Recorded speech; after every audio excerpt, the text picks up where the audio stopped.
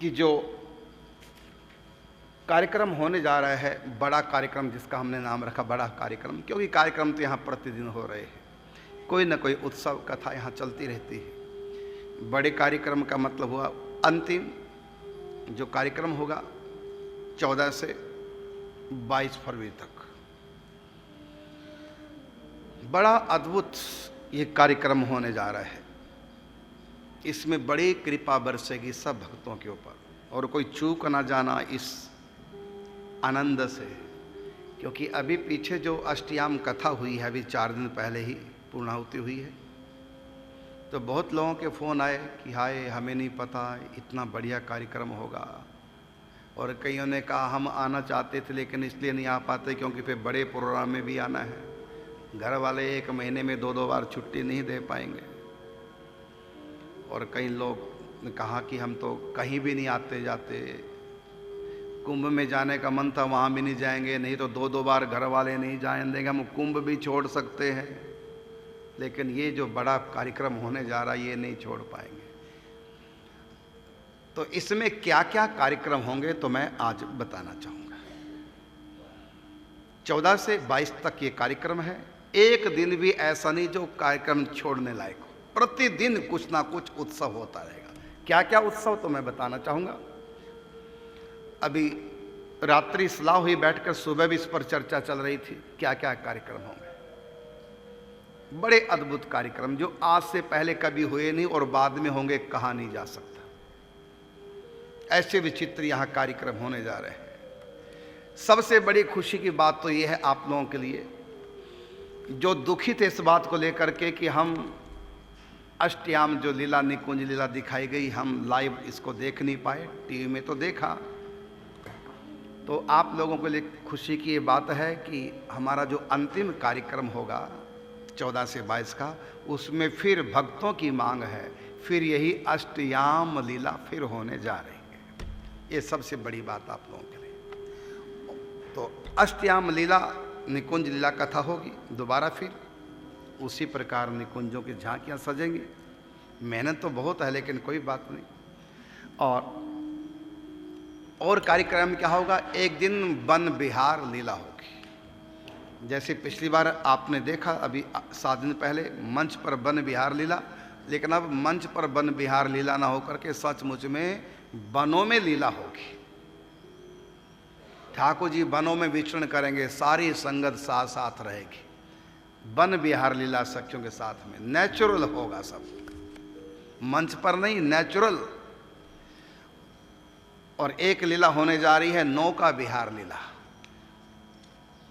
क्योंकि ये लीलाएं 108 कुटियों में तो हो नहीं पाएंगे, तो विशाल लीला है। तो इसके लिए या तो प्रेम सरोवर राधा कृष्ण प्रथम मिलन स्थल या प्रिया कुंड, इस कुंड में नौका विहार लीला होगी। बहुत बड़ा कार्यक्रम होगा। इसी प्रकार एक दिन होली की लीला दिखाई जाएगी। प्रिया प्रीतम सखियों के साथ में निकुंज में कैसे होली खेलते हैं वो बताई नहीं जाएगी, दिखाई जाएगी। एक दिन वो, एक दिन 56 भोग राजभोग कुंज का उत्सव बड़े धूमधाम से, और एक दिन दिखाया जाएगा। बड़ा जोरदार कार्यक्रम होगा। वह सारे कार्यक्रम एक से एक बढ़कर होंगे इन 7 दिनों में, 8 दिनों में। जो निकुंज के उपासक हैं तो निकुंज मंत्र जप करते समय जो मंत्र पीठ का चिंतन किया जाता है, वो मंत्र पीठ यहाँ प्रकट हो रही है और सचमुच में प्रकट में दिखाई जाएगी। किस प्रकार प्रिया प्रीतम, पहले गोल चबूतरा, उसके ऊपर 8 कोण का चबूतरा, उसके ऊपर सिंहासन, उसके ऊपर प्रिया प्रीतम विराजमान, 8 कोण सिंहासन के 8 कोने पर 8 युथेश्वरियाँ, मुख्य सखियाँ 8, उनके साथ साथ 8 फिर सखियाँ। ठीक 12 बजे मंत्र पीठ पर, जो मोहन महल में विश्राम करने से पहले और राजभोग लीला के बाद जो ठाकुर जी मंत्र पीठ पर मोहन महल के आंगन में, ऐसे यहाँ मोहन महल आपको दिखाया जाएगा। वो कल्प वृक्ष भी प्रकट होगा, दिखाया जाएगा। उसमें प्रिया प्रीतम और 8 दिशाओं में 8 महारानियाँ अपनी 8 सखियों के साथ में, और सबके हाथ में कुछ ना कुछ सोंज सेवा सामग्री होगी, ये सब मंत्र पीठ प्रगट यहाँ पर दिखाई जाएगी। इसके लिए एरिया तो बहुत चाहिए। और साथ में मैं कहना चाहूँगा, जो भी यात्री आए तो जिनके पास 9 से 16 साल तक की कन्या है, बहन बेटियां, वो आए इस कार्यक्रम में। और साथ में आएंगी अपने साथ में लहंगा, चुनरी, पूरा श्रृंगार मेकअप जैसे दुल्हन का होता है, वो अपने साथ में जरूर लाएं। क्योंकि यहाँ पर हमको सखियाँ चाहिए, 556 सखियाँ चाहिए। कितनी? 556 सखियाँ चाहिए। और पूरा मंत्रपीठ दिखाया जाएगा। इतनी सखियाँ वहाँ चारों तरफ होंगी, पूरा मेला लग जाएगा सखियों का। तो सब 9 से 16 साल की आयु के बीच की जितनी भी कन्याएं आएंगी यहाँ पर, तो सब अपने श्रृंगार में अटैच में स्पेशल श्रृंगार लाना।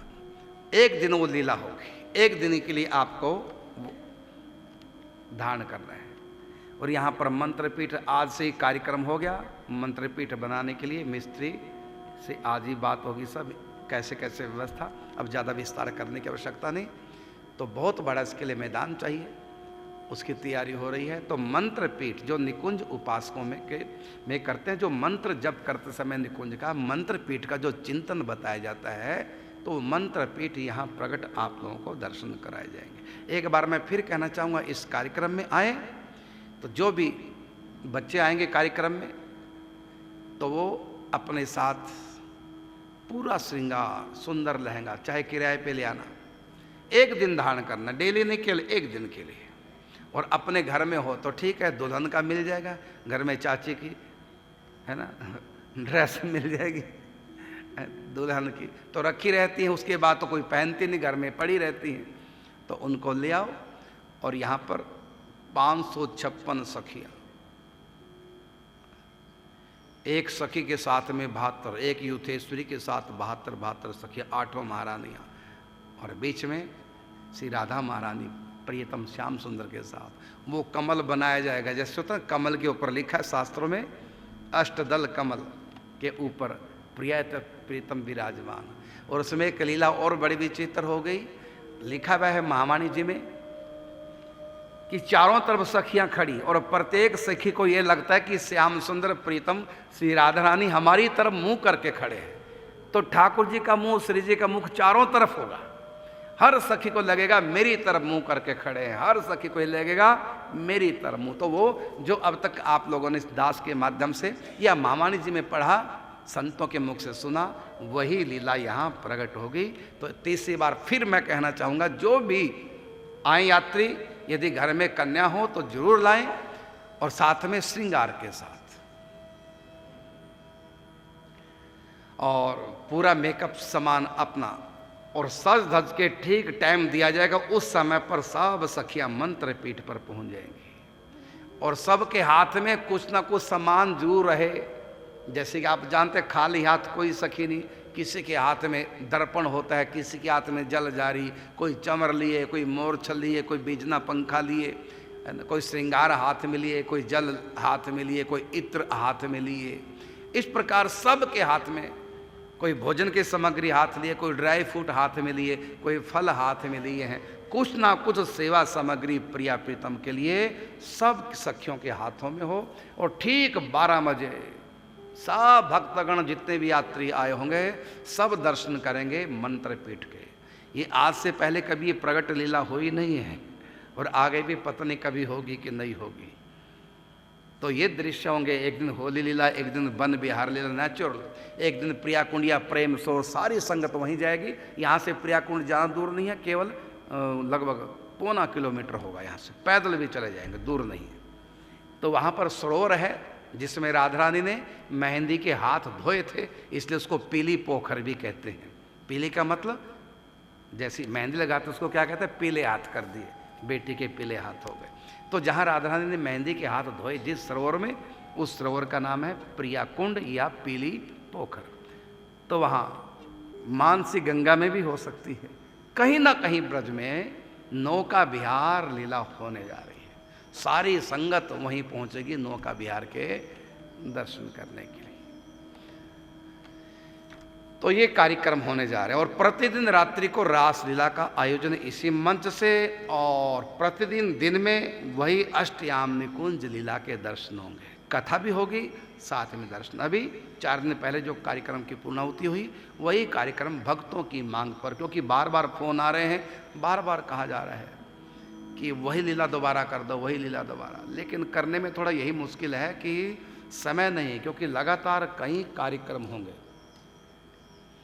और साथ में एक लीला और होने जा रही है, वो ये निम्बार्क संप्रदाय के आदि गुरु हैं हंस भगवान, जो राधा कृष्ण ही सम्मिलित स्वरूप हंस के रूप में अवतार लिया। प्रथम अवतार जहाँ से निम्बार्क संप्रदाय का प्रारंभ हुआ है। हंस अवतार ने दीक्षा दी है सनकादिक ऋषियों को, यही निकुंज की दीक्षा सतयुग में सनकादिक ऋषियों को। सनकादिक ऋषियों ने यही दीक्षा शिक्षा दी है निकुंज की देव ऋषि नारद जी को। देव ऋषि नारद जी ने यही शिक्षा दीक्षा दी है निम्बार्क भगवान को। तो पृथ्वी पर फिर निम्बार्क भगवान से ये संप्रदाय प्रकट हुआ, इसलिए इसका नाम है निम्बार्क संप्रदाय। और फिर आगे निवासाचार्य जी इस गद्दी पर बैठे। इस प्रकार हमारे जो सदगुरुदेव भगवान वो 48वीं गद्दी पर हैं। तो ये सब के सब आचार्यों के दर्शन भी यहां होंगे प्रगट में। और यही आचार्य हमारे मंत्र पीठ पे भी सखी स्वरूप में होंगे और आचार्य रूप में भी होंगे। इस प्रकार से गुरु पर्यंत जितने भी हमारे आचार्य हुए हैं, समस्त आचार्यों के भी यहाँ दर्शन होंगे। तो वो भी एक अद्भुत कार्यक्रम रहेगा। 48 हमारे सदगुरुदेव जी, तो सब आचार्यों के दर्शन भी होंगे। तो ये भी एक लीला होने जा रही है। और इसके बाद और भी कई ऐसे मन में जो भी प्रभु लीला करना चाहेंगे, विचार मन में आ जाएंगे, प्रेरणा देंगे। और इसमें कैसे कैसे क्या क्या होगा, क्योंकि पहली बार हो रही है, इससे पहले तो कभी हुई नहीं और पहली बार ये लीला होने जा रही है। हम भी देखेंगे ठाकुर जी क्या खेल करेंगे।